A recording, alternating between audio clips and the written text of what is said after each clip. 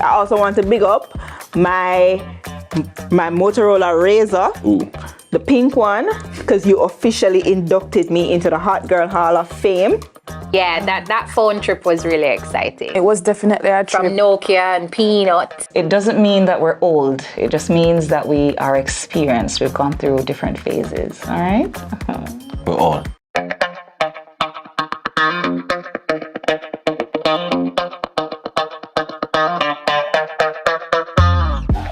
Turbulence to future, I'm have to end that CVM. See it happen. We've got the love others are searching for. I'm still loving you, even though you're gone. I could have been one of the most notorious. Keep it royal. Give thanks and praise for life. Thank you very much. Go bam! Need to estimate your duty?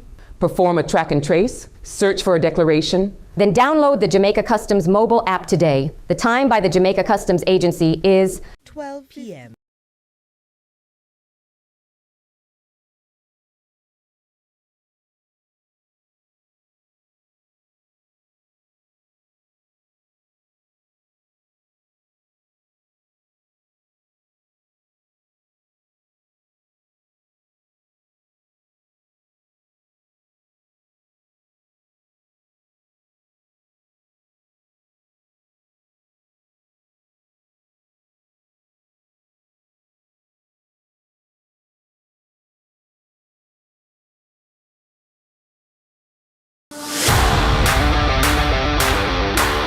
It's time! Welcome to High School Pitchside. We have another fascinating episode for you.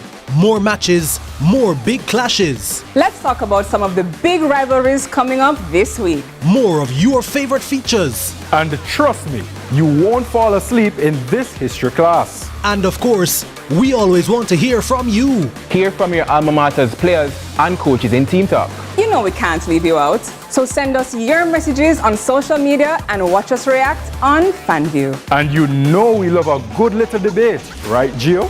We've got you covered all season long on High School Pitchside. High School Pitchside, your ultimate guide to all things schoolboy football, Thursdays at 8 p.m. on CVM TV.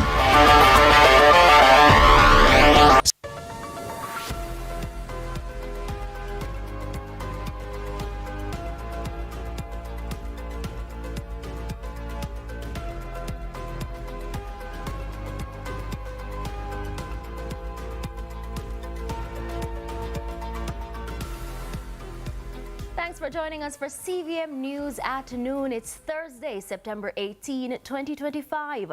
I'm Amoy Harriet. Thanks for joining us. The opening of the new parliament and swearing in of senators is currently underway at Gordon House. Tom Tavares-Finson has been re-elected unopposed as president of the Senate. Now, Charles Sinclair was returned as deputy president. Now, the opening of the parliament comes amid tense exchanges between the government and opposition in the build-up, with the opposition saying it will not support the reappointment of either Juliet Holness or Marissa Dalrymple-Philibert as Speaker of the House of Representatives. Now, in 2023, Mrs. Dalrymple, amid mounting pressure in relation to 8 charges laid against her by the Integrity Commission. Now, while the opposition raised concern about the delay in tabling of several reports in Parliament when Juliet Holness became House Speaker. Now, our news team observed scores of supporters for both parties in the precincts of Parliament this morning. CVM's Nika Lewis caught up with opposition leader Mark Golding, who says the opposition will be holding the government to account. We're going to have 28 active members of parliament, and that's going to make a big difference. We also have 5 new faces in the Senate, and they're all talented Jamaicans with a range of experience and a lot to offer. So we're going to be holding this government to account and defending the rights and interests of the Jamaican people with diligence, and we're going to make sure that we're an effective opposition so the people can see that we're ready for government next time round. This government says it will not be dictated to by the opposition. Quick response to that in relation to who sits in the Speaker's chair. The government has to do what it has to do, and opposition, we have to do what we have to do, and we will do it. Thank you. Now, our reporter Akeem Oret is on location. Akeem? Thank you so much, Amoy. As you can see behind me, the JLP supporters, they are out in their numbers because Prime Minister Dr. Andrew Holness is arriving here at the George William Gordon House for Parliament today, where the newly minted and returning MPs will be. So as you can see, the crowd is coming down because Prime Minister Andrew Holness is arriving here at Parliament.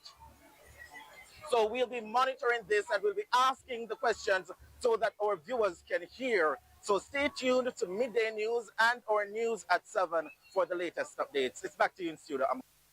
Thanks, Akeem. Where another reporter, Carla Ramdeen, is also on location. Carla, what's happening on your side? Thank you, Akeem. As you can see, behind me is the PMP side, and the excitement is building. They're out in their numbers, they're out in their colors, as they have more MPs entering Parliament this time around. The children are also here. It's the first time I would imagine they're seeing something like this, and so they're excited as well. Back to you, Amoy. Thanks, Carla. Now, and there were noticeable changes on Wednesday when the new cabinet was revealed. The major talking points: the absence of former Legal and Constitutional Affairs Minister Marlene Malahoo Forte, and the return of Dr. Andrew Wheatley and Robert Montague. Nika Lewis tells us more. From the onset, the Prime Minister's push and expectation of his newest cabinet was clear. The truth is that the major challenges that Jamaica faces, crime, housing, education, energy, infrastructure, digital transformation, they all cut across multiple ministries. Success will not come from working in silos, but from collaboration and synergy. Our people will not measure us by how well we protect our portfolios, but by how well we work as one cabinet, as one government, as one Jamaica. His message intended for not just those looking on, as he pledges to take Jamaica to the next level of growth and governance, but to the men and women he had appointed to serve the country in critical roles. 18 members of his party will serve the country in critical portfolios, but none by former Legal and Constitutional Affairs Minister Marlene Malahoo Forte, who championed the cause for Jamaica's republic status in the previous cabinet. In fact, her ministry is now added to the justice portfolio. Then, 2 former cabinet members booted under controversial circumstances years past have returned. Western St. Mary MP Robert Montague is now without portfolio in the Ministry of Economic Growth and Infrastructure, formerly the Ministry of Economic Growth and Job Creation. His colleague, Dr. Andrew Wheatley, returns as Minister without portfolio in the Office of the Prime Minister, responsible for science, technology, and special projects. All other ministers retained their posts, with notable mentions including Dr. Horace Chang for National Security, Favour Williams in Finance and the Public Service. Darrell Vaz returns to Transport, Telecommunications and Energy, Floyd Green back in Agriculture, and Dr. Christopher Tufton prescribed a second time to Health.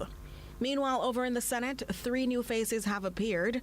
Among them, noted businessman and philanthropist Keith Duncan, attorney-at-law Rosemary Bennett Cooper, and son of former Senate President Tom Tavares-Finson, Christian Tavares-Finson. Kamina Johnson-Smith, Aubin Hill, and Dr. Dana Morris-Dixon retaining their previous posts, having been sworn in as senator prior to their ministerial appointments today. This time around, there is no psychiatrist Dr. Sophia Longmore in the Senate. Neither is there a Senator Delroy Williams nor a Senator Delano Seabright, as both men will now sit in the lower house. As will their colleague, entrepreneur and ambassador Audrey Marks, who won the Manchester Northeastern seat previously held by the retired Audley Shaw. Returning to the upper house will be Shireen Golding Campbell, Abka Fitzhenley, Dr. Elan Thompson, Marlon Morgan, Charles Sinclair, and Tom Tavares-Finson. The executive is expected to be rounded out with ministers of state. There was no indication when those will be named. Now, the People's National Party caretaker for the West Central St. Andrew constituency, Paul Buchanan, has filed an application with the Constituted Authority to void the taking of the September 3 poll in the constituency. Dr. Andrew Holness won the seat by over 2,000 votes.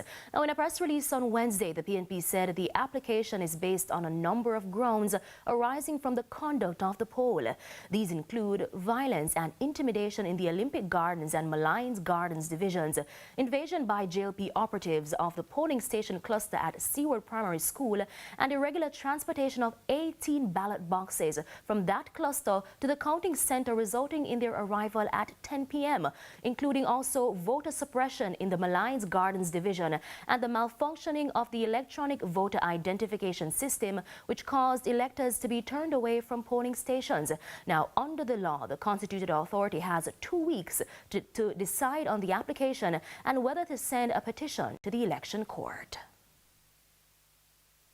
The People's National Party is mourning the death of Councillor Patrick Forrester, who represented the Petersfield Division in central Westmoreland. The councillor died following a motor vehicle crash along the Whithorn Main Road in the parish Tuesday afternoon. His son, who was driving, and 3 other occupants were rushed to hospital with injuries. Party President Mark Golding described Mr. Forrester as a humble and devoted servant, while General Secretary Dr. Dayton Campbell remembered him as accessible, dependable, and deeply respected. MP-elect Dwayne Vaz called him a brother and a pillar of the community. The PNP says Councillor Forrester's legacy of service and people-centered leadership will live on, and has extended condolences to his family, friends, and constituents. Meanwhile, there was another fatal motor vehicle crash in Trelawney on Tuesday. Reports are that around 5 p.m., a Subaru Impreza traveling towards St. Anne and a coaster bus heading towards Falmouth collided. The crash happened as they approached a section of the Stewart Castle Main Road in the vicinity of the Thrifty gas station. Now, the driver of the Subaru reportedly died on the spot, while the driver of the coaster received minor injuries and was treated at hospital. The deceased man has been identified as 43-year-old Andre Leon Anderson of a Spanish Town address. Now, police say the road was wet at the time of the crash. 18 people have died from road motor vehicle crashes in Trelawney since the start of the year, compared to 24 for the same period last year. Now, in response to Jamaica Employers Federation's appeal to the government to continue to build on its economic and social progress, the Jamaica Confederation of Trade Unions is calling for deeper inclusion of underrepresented labor groups in the national conversation. The government is being encouraged to build on the foundations already laid during its last 2 terms. Crystal Williams tells us more. The Jamaica Employers Federation, JEF, says it remains committed to partnering with the government, business, and labor to ensure the advancement of Jamaica towards sustainable development and global competitiveness. According to the Jamaica Confederation of Trade Unions, represented by St. Patrice Ennis, productivity has to be driven by a people-centered economy. He says, far too often, macroeconomic variables are assessed without looking at the human component. In Jamaica, as we know it, surveys after surveys would have revealed that we are one of the lowest paid countries in the Caribbean. That tells us that while we have attained some macroeconomic stability, there has not been much movement in terms of workers' compensation. He zeroed in on tourism as one of the main foreign exchange earners and compared Jamaica's sector and its effects on the GDP with that of an example of another Caribbean country. The GDP per capita for the Bahamas exceeds 34,000 per annum. Ours over about 7,000. Why is that? If you look at the Bahamian tourism sector, the workers have a voice in the sector. Ours largely is without. On the matter of transformational social dialogue, Ennis shares that it is his belief that the main representatives of the labor movement are missing from the conversation. When we are talking about these private sector entities, labor is not at the table. The labor movement, by way of the trade union movement, remains large outside of that sector. So too for the BPO. and the security guard industry in terms of even the construction side. Some years ago, Bahia went on strike when it was being constructed. 500 workers were there, and it was only one bathroom facility. Ennis reminds that concerns brought forward by industry workers in recent protests have yet to be resolved. We saw last year that many of the workers had to come out protesting against inhumane conditions. Those questions or those concerns, as far as I am concerned, have not yet been adequately answered. Crystal Williams, CVM News. It's time for a break. Stay with us. More when we return.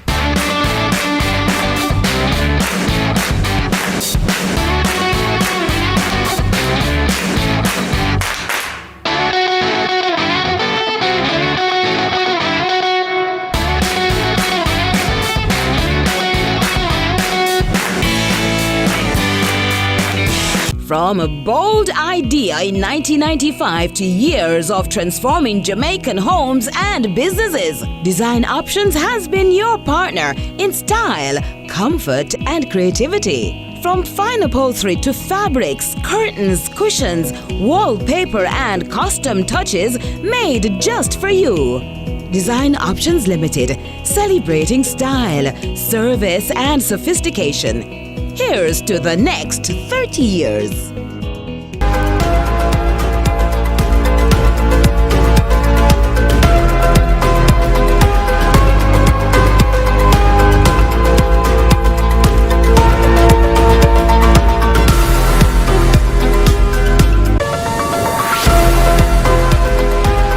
Welcome back to CVM News at noon. 4 of the world's largest service organizations, Kiwanis, Lions, Rotary, and Optimist International clubs have come together this week to celebrate Community Week. It's a global initiative focused on service through collaboration. And here in Jamaica, clubs are uniting on projects that tackle food insecurity, issues affecting children, and protecting the environment. Joining us now is the president of the Optimist Club for Barbican Pines, Carla Meyer, to share more about the work that's being done locally and why this partnership is so important. Good afternoon, Miss Meyer. Hi, good afternoon. So talk to us, why was it so important for your club to join with others to celebrate Community Week? Okay, this is a very important project. It is important because it affects our children. As optimists, we focus on projects that involves our children, that looks after the well-being of children. And as we know, there are strength in numbers.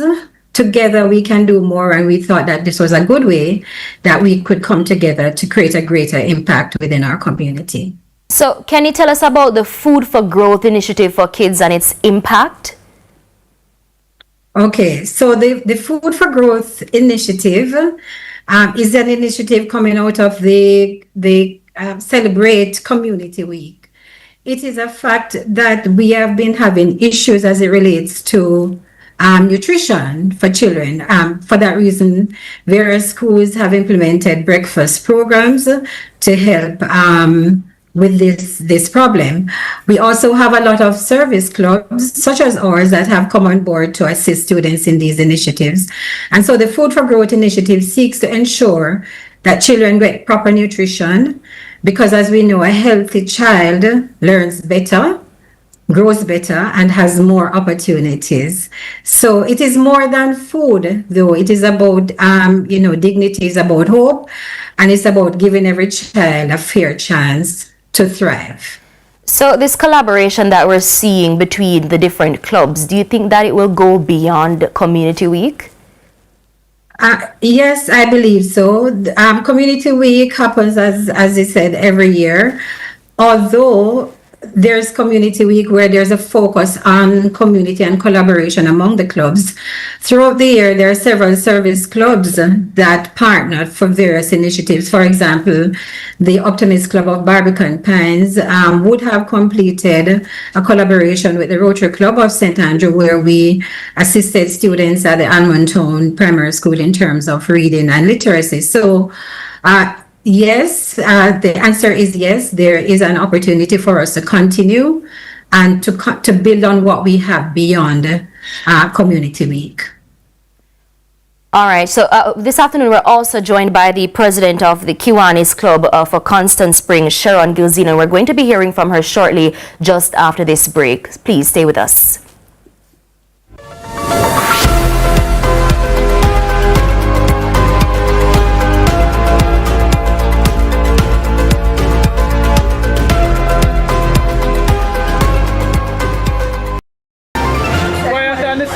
Want you to read the teleprompter, all right? Yes. Okay. Okay. 4, 3, 2. Welcome to Deposit Insurance in a Minute. Deposit Insurance